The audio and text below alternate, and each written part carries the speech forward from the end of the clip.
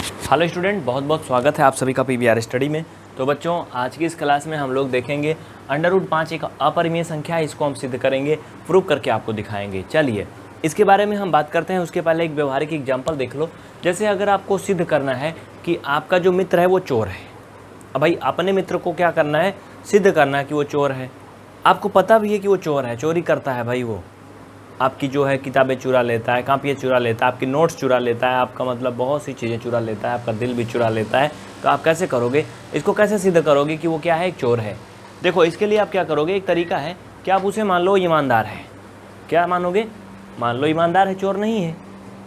लेकिन जब उसे कभी आप किसी चोरी करते हुए पकड़ लोगे तब आप सिद्ध कर दोगे कि तुम चोर हो, क्योंकि आज मैंने तुमको पकड़ा है ना।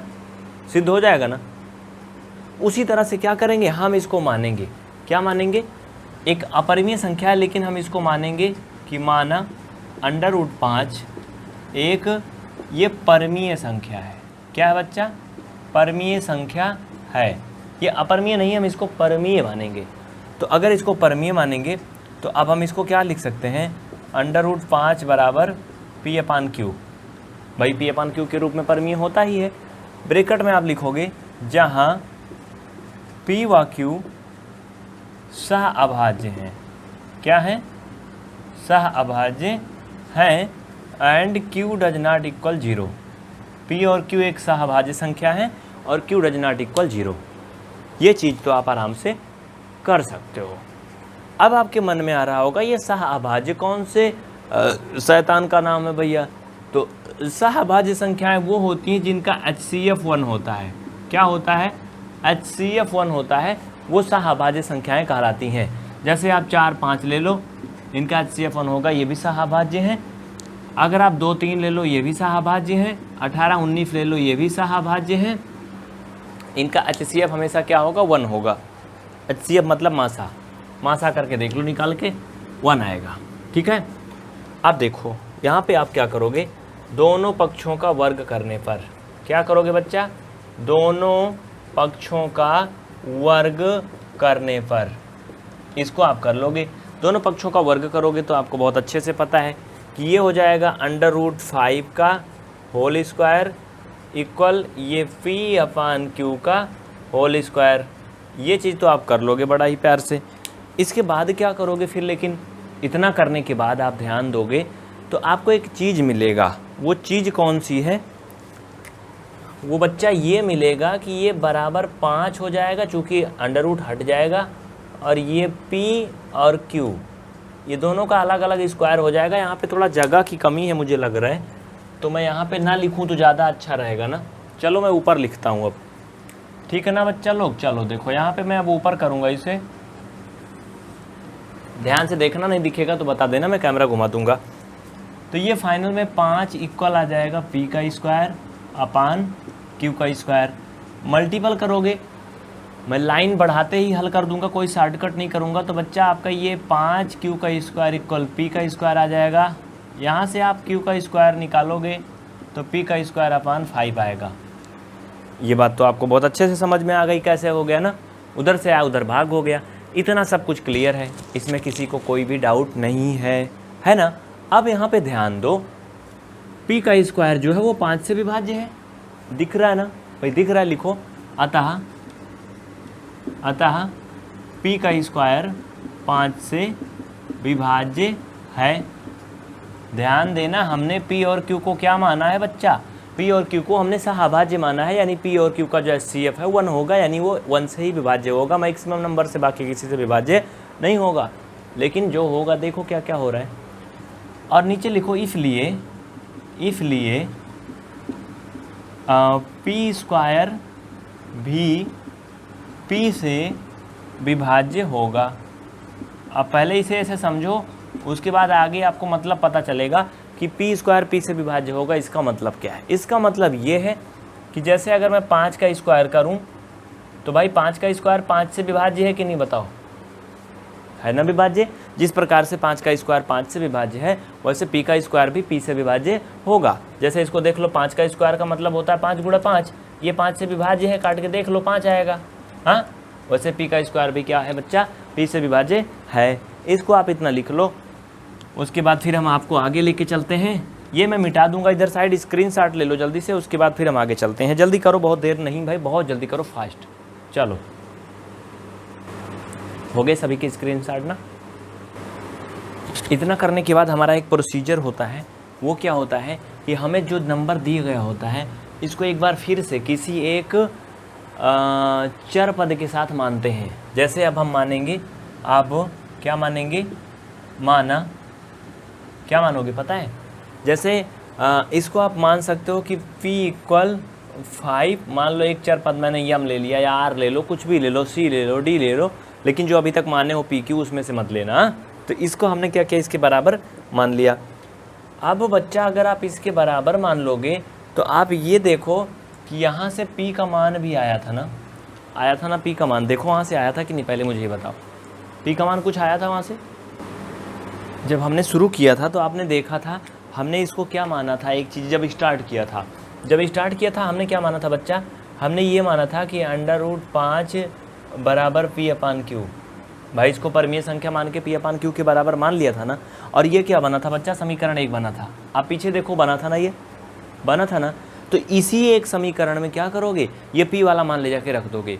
आप यहाँ लिखोगे p का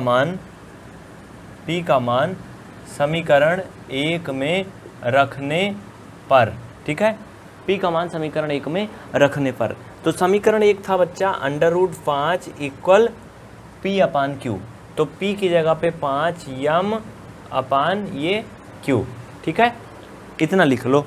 इसको स्टेप बाय स्टेप करते चलो, आपको सब कुछ क्लियर हो जाएगा, कोई टेंशन नहीं रहेगा। जल्दी से कर लो इतना। देखो ये जो हुआ तो समझे हो। इधर साइड में हम लोग क्या कर रहे हैं, हम लोग ये कर रहे हैं कि उसको एक चर पद के बराबर मान लिए 5m को, और उसके बाद में वहाँ से p का मान इसमें रख दिए। अब इसमें लिखो दोनों पक्षों का वर्ग करने पर, कोष्ठक में लिख लेना दोनों पक्षों का वर्ग करने पर, यानी स्क्वायर करने पर। तो बच्चा आपको ये मिलेगा 5√² इक्वल 5m/q का होल स्क्वायर। ये चीज़ तो आप लोग कर लोगे, लेकिन जब इसे आप फाइनल करोगे तो क्या मिलेगा आपको पता है? नीचे आपको थोड़ा कम दिख रहा होगा, इसलिए मैं ऊपर हल कर दूंगा, उधर साइड में जहाँ मैंने उधर साइड किया था। ये चीज़ आपको ध्यान देना है, लिखते चलो ये सब, अभी लास्ट में इसका काम लगेगा फिर से। हाँ चलो, यहाँ से आपको एक चीज़ देखने को मिलेगा बच्चा, अगर उसे इधर साइड लाओगे पकड़ के तो आपको यहाँ मिलेगा, ये हो जाएगा 5 इक्वल ये 5m का स्क्वायर/q का स्क्वायर हो जाएगा। क्या हो जाएगा? 5m का स्क्वायर/q का स्क्वायर। लेकिन ये 5 रहेगा, नहीं 5 नहीं रहेगा बच्चा, ये 25 हो जाएगा, स्क्वायर होगा तो कितना हो जाएगा? 25 हो जाएगा। हाँ ये लो। अब देखो, अब फाइनल में क्या आएगा आपका, फाइनल में इसमें ये इधर साइड आ जाएगा, तो ये हो जाएगा 5q का स्क्वायर हो जाएगा ना। क्या हो जाएगा? 5q का स्क्वायर ना, यानी आप इसे लिख सकते हो 5q का स्क्वायर इक्वल 25m का स्क्वायर। इसमें तो किसी को कोई डाउट नहीं है? नो डाउट, एनी डाउट नहीं ना। तो बच्चा यहाँ से आप अगर q का स्क्वायर निकाल लोगे तो क्या बचेगा आपको पता है? पता है क्या बचेगा? यहाँ से आप q का स्क्वायर निकालोगे फाइनल में, तो ये 25m का स्क्वायर/5 आएगा, ये 5 से कट जाएगा, तो q का स्क्वायर इक्वल ये 5m का स्क्वायर आएगा। हाँ इतना तो ठीक है ना, इसमें तो कोई डाउट नहीं है, नो डाउट। अब आप इस 5 को इधर ला सकते हो, तो ये हो जाएगा q का स्क्वायर/5 इक्वल m का स्क्वायर। ऐसी स्थिति में देखो यहाँ पर एक और स्थिति बन रही है। अब भी जो ये q का स्क्वायर है ये 5 से विभाज्य है, ध्यान दो, यहाँ पे लिखो, चूँकि q का स्क्वायर 5 से विभाज्य है, अतः q भी 5 से विभाज्य होगा। लिखो, इसे लिखो फटाफट, चूँकि q का स्क्वायर 5 से विभाज्य है, अतः q भी 5 से विभाज्य होगा। q 5 से विभाज्य क्यों होगा? जैसे अभी मैंने आपको दिखाया था बच्चा कि अगर 5 का स्क्वायर 5 से विभाज्य है तो 5 भी 5 से विभाज्य होगा। भाई सिंपल सी बात है, 5 का स्क्वायर मतलब 25, 25 5 से विभाज्य है, तो 5 भी 5 से विभाज्य होता ही है। तो वैसे ये भी क्या होगा, इस तरह से होगा। अब हमें क्या करना है, एक बात ध्यान देना है, जो मैंने आपको पढ़ाया है, हमने स्टार्टिंग में जब यहाँ माना था तो P और Q को एक सहअभाज्य संख्या माना था ना, और मैंने ये भी बताया था कि सहअभाज्य संख्याएं वो होती हैं जिनका HCF सिर्फ 1 होता है, मतलब हाईएस्ट कॉमन फैक्टर सिर्फ और सिर्फ क्या होता है, 1 होता है। यानी जो हमने माना था स्टार्टिंग में, हमारी मान्यता के अनुसार P और Q सिर्फ और सिर्फ 1 से कटने चाहिए थे, उससे अलावा और किसी भी संख्या से नहीं कटने चाहिए थे।